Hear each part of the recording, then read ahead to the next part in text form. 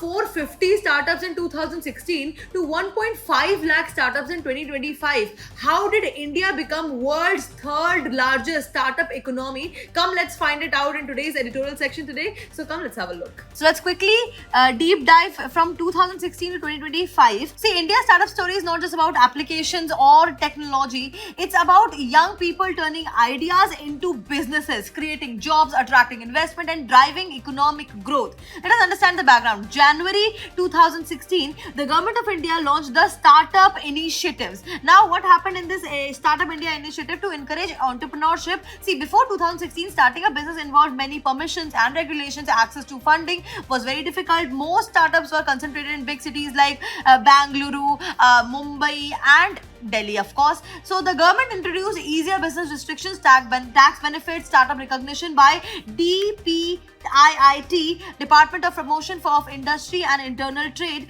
supports through incubators, innovation hubs, and funding schemes. Now, the article analyzes how India's startup system grew between 2016 to 2025. Let us talk about the key achievements. First, there's massive growth in numbers of startups. DPIIT recognized startups increased from 450 to 1.5 lakh in 2025. This shows the rapid growth of entrepreneurship in India. Second, spread beyond the metro cities. Now, earlier startups were mostly in big cities. Now, around 51% startups are from tier 2 or tier 3 cities. Innovation is spreading to smaller towns and districts. Example, Indore, Jaipur, Kochi, Lucknow, Dehradun, etc. are big emerging startup hubs. Increasing participation of women. Women founders increased significantly. Around 48% startups now have at least one woman director. Female entrepreneurship is becoming an important part of India's growth story. Fourth is the rise of young entrepreneurs. So the rise of young entrepreneurs have slowly and gradually increased. Many founders are below the age of 30,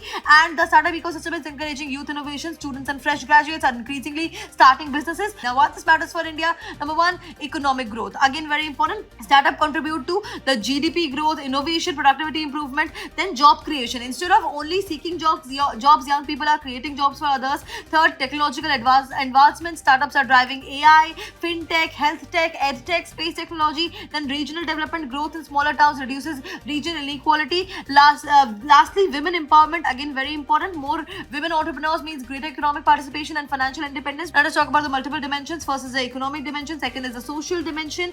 Third is the technological dimension. Then there's a regional dimension. Then lastly, there's a governance dimension also. Now, this becomes highly important for GS paper 3, Indian economy, entrepreneurship, inclusive growth, innovation, technology, and employment. And that is it for today. Thank you for watching.